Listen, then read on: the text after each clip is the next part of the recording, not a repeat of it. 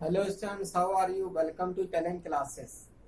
आज इस हम लोग का चैप्टर है नाव एवं धारा।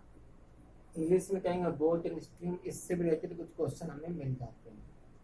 तो देखिए इसमें पहला क्वेश्चन क्या है, मैं इसे आपको ट्रिक से बताऊंगा। क्वेश्चन आप देख रहे हैं कितनी लंबी लंबी लैंग्वेज लिखी हुई है, बड़े बड़े क्वेश्चन लिखे हुए हैं। और ये कैसे सॉल्व होंगे? बहुत ही मिनटों में सॉल्व होंगे। ठीक है, तो देखिए आपका समय बचेगा क्योंकि हम लोग ट्रिक्स के द्वारा इन क्वेश्चनों को सॉल्व कर रहे हैं, ना कि एकेडमी मेथड के द्वारा। तो देखिए पहला क्वेश्चन क्या है, उसने कहा एक नाव की शांत जल में 5 किलोमीटर पर आवर चाल है। यानी एक नाव है जो शांत जल में 5 किलोमीटर पर आवर से चलती है और धारा की जो चाल है 4 किलोमीटर पर आवर। भाई नाव चलेगी जब पानी में, नदी में, तो धारा भी चलती है, धारा की भी चाल चलती है। तो धारा की चाल 4 किलोमीटर पर आवर है। तो धारा के साथ नाव की चाल क्या है? देखिए जब धारा चल रही है, जिस साइड धारा बह रही है उसी साइड अगर नाव चलेगी तो नाव चलाने वाले को ज्यादा ताकत नहीं लगानी पड़ेगी। ठीक, तो नाव भी स्पीड में चलेगी क्योंकि धारा अगर बह रही होगी उधर नाव भी स्पीड से बहेगी, क्योंकि पानी का बहाव नाव को भी बहेगा। तो यहाँ पर जब भी कभी क्वेश्चन ये कहा जाए कि एक नाव शांत जल में इतनी चाल से चलती है और धारा की चाल पर ही काम करती है, तो धारा के साथ नाव की चाल क्या है?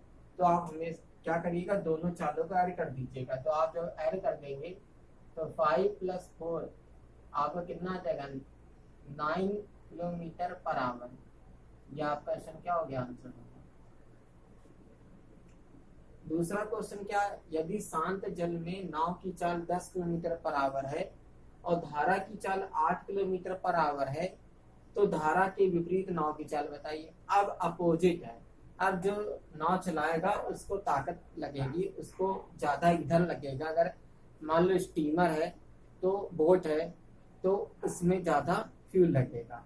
तो देखिए क्यों? क्योंकि जो शांत जल में नाव की चाल ये है और धारा की चाल इतनी है, तो धारा के विपरीत नाव की चाल क्या होगी? अब नाव को धारा के विपरीत अगर हम चलाएं तो क्या होगी? जब ऐसा क्वेश्चन हो तो आप दोनों की चालों को हटा दीजिएगा। और अगर ये कहा जैसे पहला क्वेश्चन धारा के साथ नाव चाल क्या थी, तो वहां दोनों को चालों को जोड़ देते हैं। यहाँ पर विपरीत का काम कर रहा है, ये विपरीत है, इसलिए हम इन दोनों की चालों को घटा देंगे।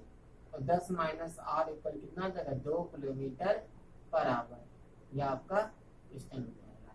मतलब वो नाव कैसे चलेगी? 1 घंटे में 2 किलोमीटर चल पाएगी।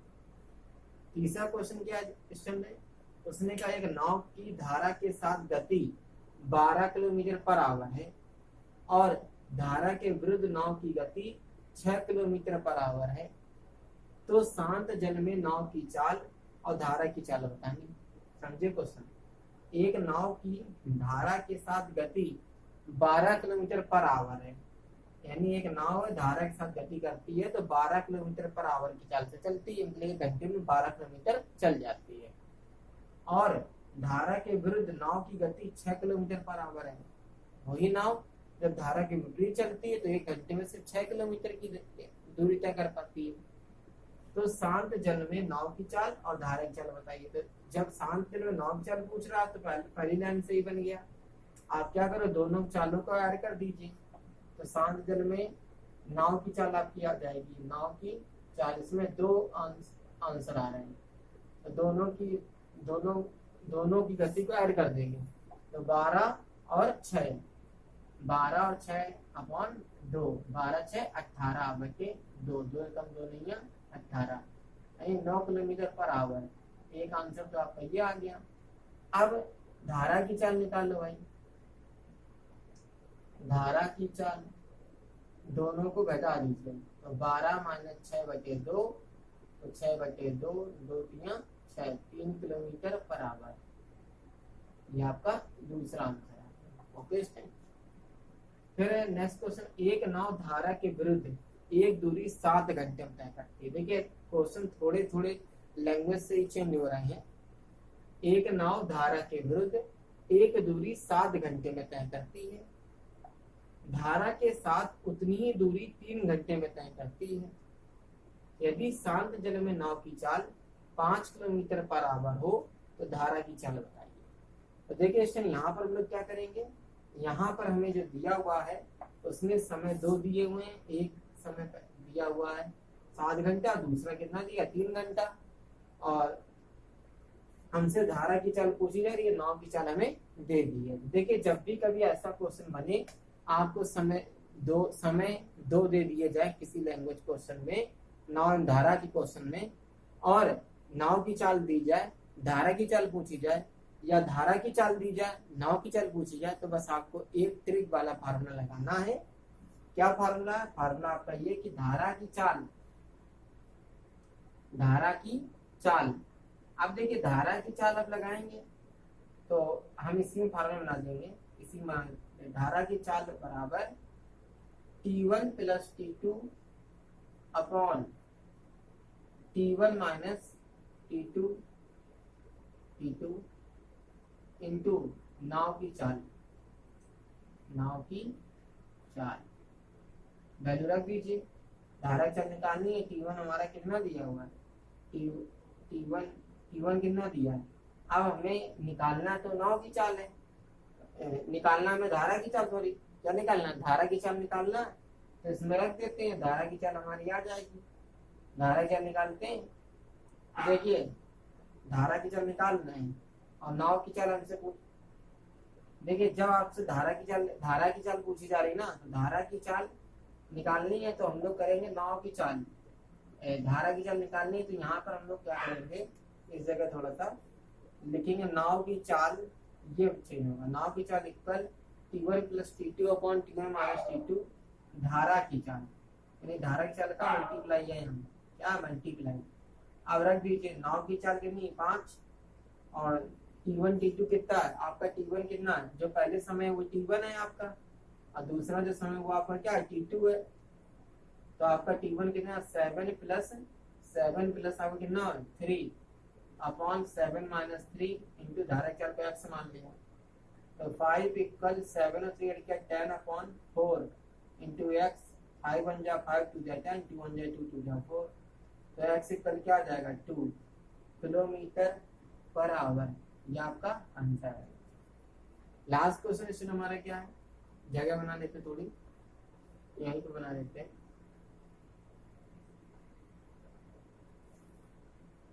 पांचवा क्वेश्चन दिया आपको, इसका आंसर यहाँ सॉल्व करेंगे। यदि एक नाव नदी की धारा के साथ, समझिएगा थोड़ा क्वेश्चन लैंग्वेज बड़ी है, इन क्वेश्चन बहुत छोटे सॉल्व होगा।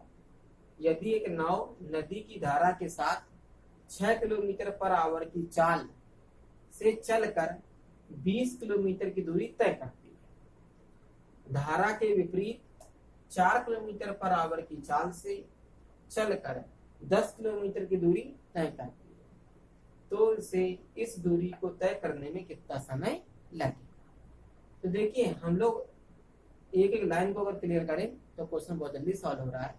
उसने कहा यदि एक नाव नदी की धारा के साथ 6 किलोमीटर पर आवर काम करती है, मतलब जो x प्लस वाई की वैल्यू निकली वो कितनी निकली 6 हो गई। फिर उसने कहा धारा के विपरीत 4 किलोमीटर पर आवर चाल से चलती है, तो ये x माइनस वाई की वैल्यू हो गई। किसकी वैल्यू हो गई x माइनस वाई की। ठीक, अब आपका जो D1 है, D1 आपका कितना हो गया 20 किलोमीटर और D2 आपका कितना है 10 किलोमीटर। अब तो सॉल्व हो जाएगा आपका। तो देखिए आप करेंगे क्या इस टाइम, आपको समय निकालना है कितना समय लगेगा। तो टाइम इक्वल आप फार्मूला है D1 upon X plus Y plus D2 upon X minus Y.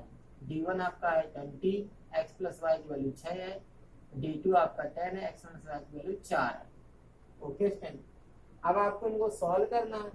तो आप 6 और 4 का आप एलसीएम लेंगे तो 12 आपको मिल जाएगा। 6 दूनी 12, 20 दूनी 40।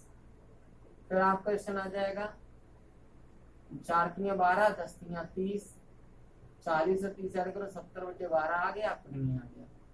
अब आप इसे डिवाइड करेंगे तो आपका आ जाएगा 5 सही 5 बटा 6 आवर। या इसमें आपका क्या आ जाएगा आंसर आ जाएगा 5 सही 5 बटा 6 आवर।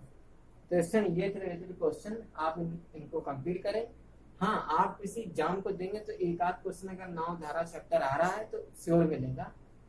और आप हमारे चैनल में पहली बार है तो उसे लाइक और सब्सक्राइब कर दें, जिससे आपको लेटेस्ट वीडियो मिलते हैं। अगर कोई किसी प्रकार की आपको कमी लगती है तो आप कमेंट में अपना सुझाव दे सकते हैं। तब तक के लिए जय हिंद।